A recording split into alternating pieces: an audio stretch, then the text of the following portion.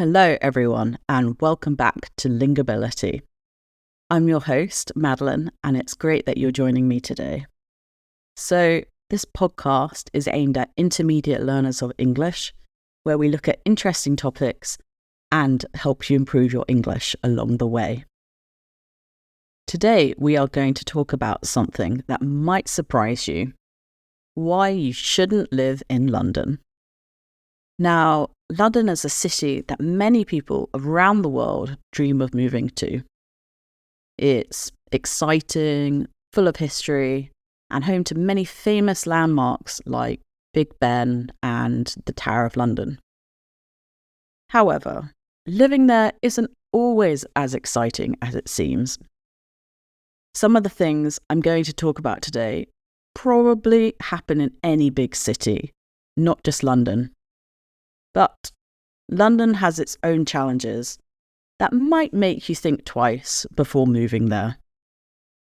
I spent 5 years living in London, so I know the city very well. And I've definitely experienced both the good and the bad. Today's topic might sound a bit negative, so in the future, I think I should probably do an episode called Why You Should Live in London, to give a different opinion. But for today, we're just talking about the reasons why you might not want to live there. So, if you're thinking about moving to London, or you're just curious about what life is like in such a big city, then this is the episode for you. Let's get started.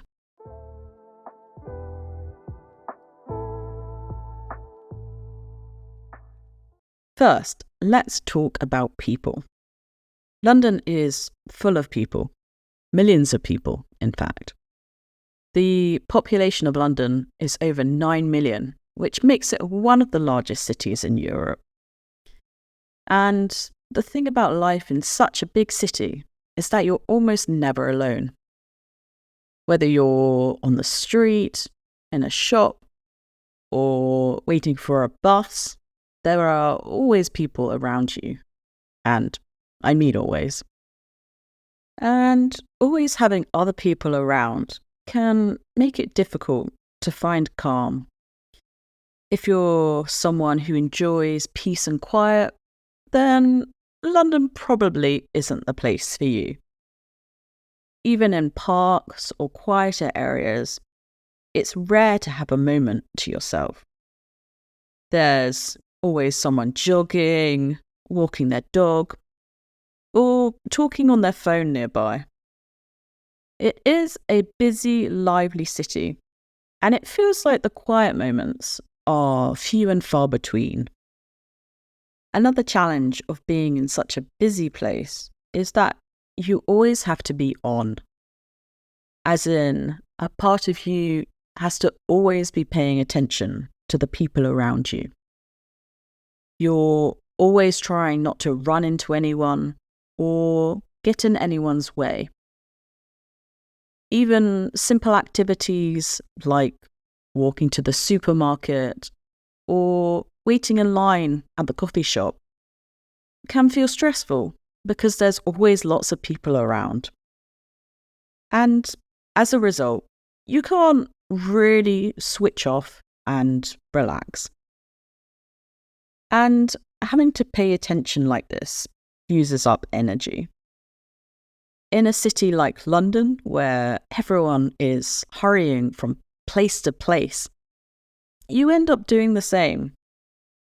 Always changing your speed, walking around people, and making sure that you're not blocking the way. And over time, it can just become very tiring. For example, when you're traveling to work, you can't fully switch off. Whether you're on the tube, which is London's underground train system, or just walking through the streets, you always have to pay attention to the people around you. And on the tube, it is especially hard to relax because it's not just busy, but it's also really loud as well.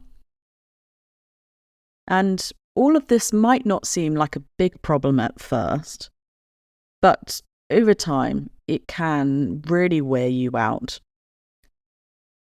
And even in your own home, this feeling of being surrounded by other people might not go away.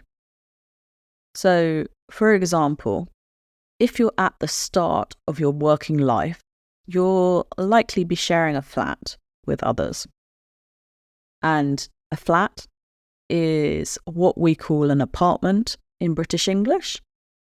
And when you're living with other people in the same flat, that is called a flat share.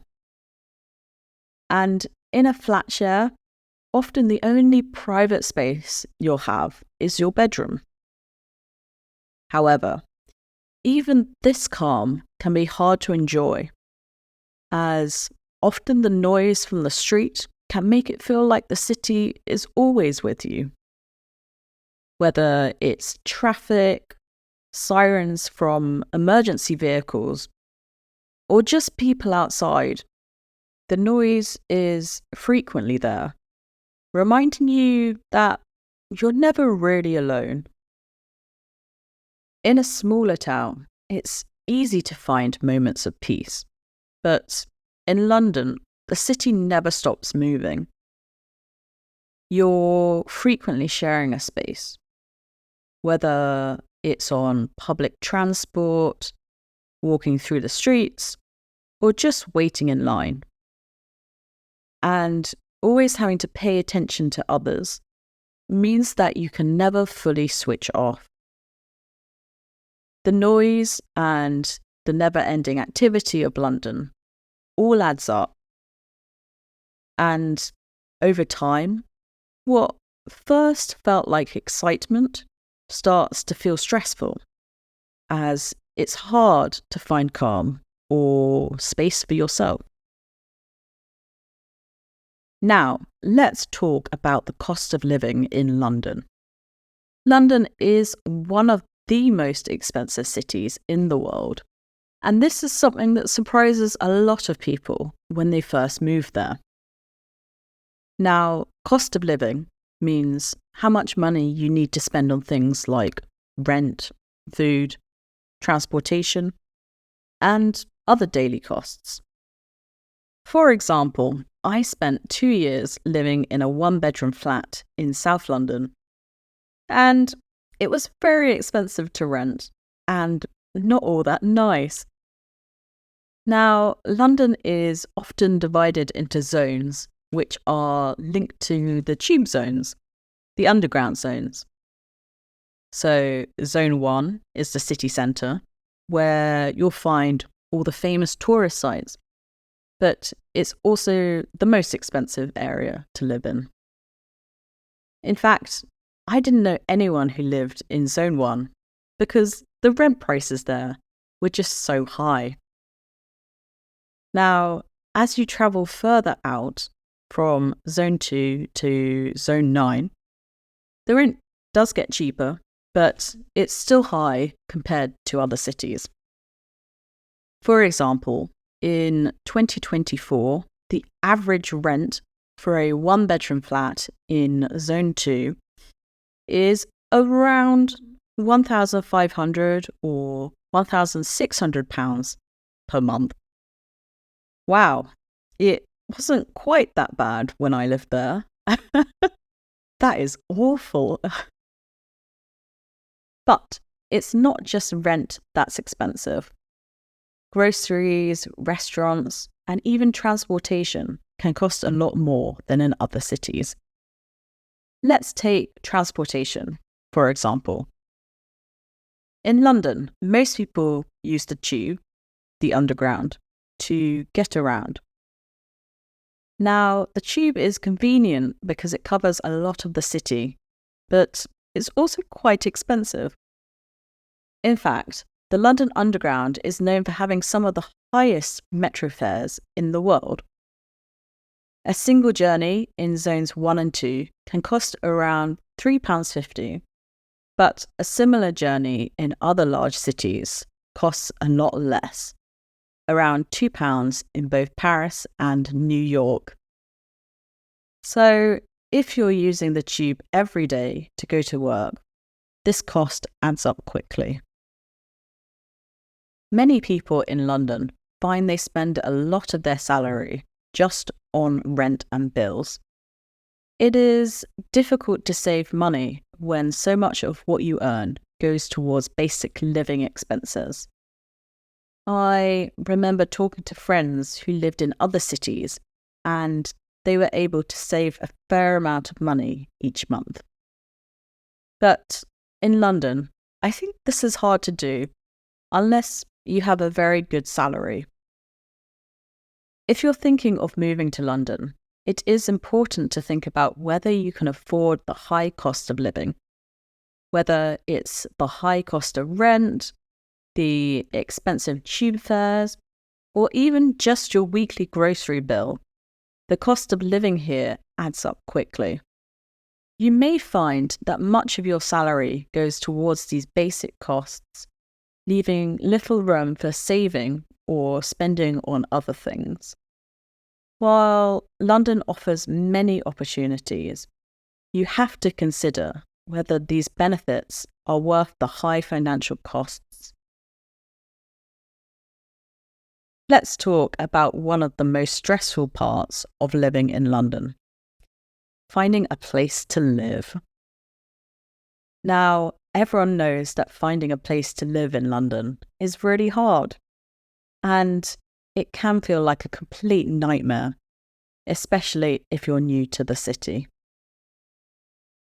As we talked about previously, if you're at the start of your working life, you will probably be in a flat share, where you're sharing your flat with other people. And most people use a website called Spare Room to find a flat share. Now, while Spare Room can be a very useful tool, I also feel that it brings out the worst in people. Why? Well, because everyone on that website needs accommodation badly, myself included. Everyone needs somewhere to live, and this race to find somewhere makes everything feel very stressful and challenging. For example, you'll send a message and it won't be answered, or rooms get filled even before you've received a reply. And if you do get the chance to visit the flat, it often feels like a competition. I once viewed a room with about 7 other people at the same time, and it felt like a very strange competition with all these strangers. But deep down, I think we were all just exhausted and wanted just to find somewhere to sleep. And speaking of viewings, when you're looking around a flat, honestly, they can be awful. You're trying to stay cheerful with the person showing you around, but inside, you're just dying. This is probably the 10th flat that you've viewed that week, and you're starting to wonder if you'll ever find a place. I once viewed a flat where one of the walls of the bathroom was completely black with mould. Something they definitely didn't mention in the advertisement. You can go through all these viewings, and even when you've seen a place you like, you can't be sure that you'll actually get it. Someone else will probably get the flat before you've even had the chance. Part of the problem is that there aren't enough homes being built in London to keep up with demand. Despite the new developments that you might see around the city, there's still a huge lack of homes that people can afford. In fact, between April 2021 and March 2024, only 1,777 homes have been started under the Affordable Homes Programme. And this number is far below the tens of thousands needed to address demand. Now, this large gap between what's being built and the real demand has made it harder for many people living in London to find an affordable home. And this has left many feeling like no matter how hard they try, getting a place to live in the city is becoming nearly impossible. And letting agents, people who help you rent a property, don't make things any easier either. At first, they're really helpful. They'll go out of their way to help you find a place and get all the necessary documents sorted. But once you've moved in, well, they can become a bit useless. Suddenly, it's hard to get them to reply to emails, and any issues you have with the property take ages to fix. Suddenly, you end up feeling like you're all alone, even though you've just paid them a large amount of money. With all this in mind, finding a flat in London doesn't just feel stressful. It can feel like a tiring, never-ending job. From high competition to disappointing viewings, the whole experience can leave you feeling exhausted. And with the continuing lack of homes, trying to find an affordable home feels more and more out of reach. And in a city full of opportunities, finding somewhere to live shouldn't feel like an impossible dream. But for many, that's exactly what it's become. Another challenge of living in London is trying to find a sense of community, meaning that it's harder to build close connections with others and feel at home. In London, everyone is spread out across the city, and this can make meeting up much harder. So, if you live in South London and your friend lives in North London, it can take an hour by public transport just to travel to their place. And that's a big effort, especially after a day of work. And because of this, I unfortunately feel people in London can be a bit flaky. This means that they might cancel plans or change them at the last minute, as plans could feel like a bit too much effort, seeing as the journey times are so long. Now that I live in a much smaller town, it is so much easier. I can walk to all my friends' houses, and that's great. It's lovely having people so close by. There's no need to spend a long time on public transport, so meeting up happens a lot more easily. And I don't have to plan get-togethers weeks ahead of time. I can meet up with my friends for a quick coffee in town because everything is nearby. And I think that's something I really like about living outside a big city, being able to easily meet up with other people. London also feels like quite a transient city, which means that people come and go a lot.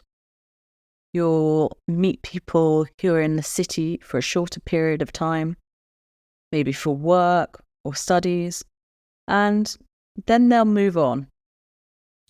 And this frequent change of people makes it harder to build friendships that last.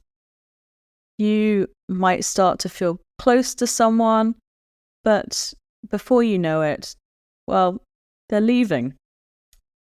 Of course, this doesn't happen with everyone, but it can feel like the people you connect with probably won't be around forever.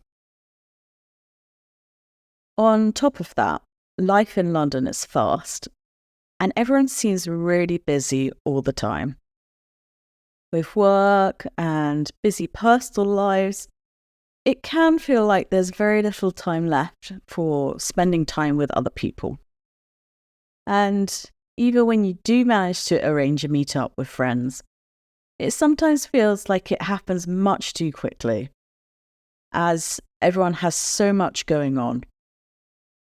People are managing many different things at once, so finding the time to meet up can feel like just another thing to fit into a busy week. It's not that people don't want to spend time together, it's just that life in a big city like London often leaves little room to slow down and build relationships.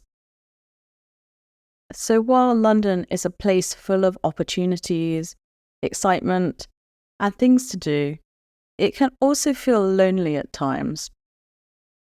Even though you're surrounded by millions of people, finding those strong, long-term connections with others can be harder than you might expect. The size of the city, the long distances, and the fast lifestyle all make it more difficult to feel like you are part of a close community.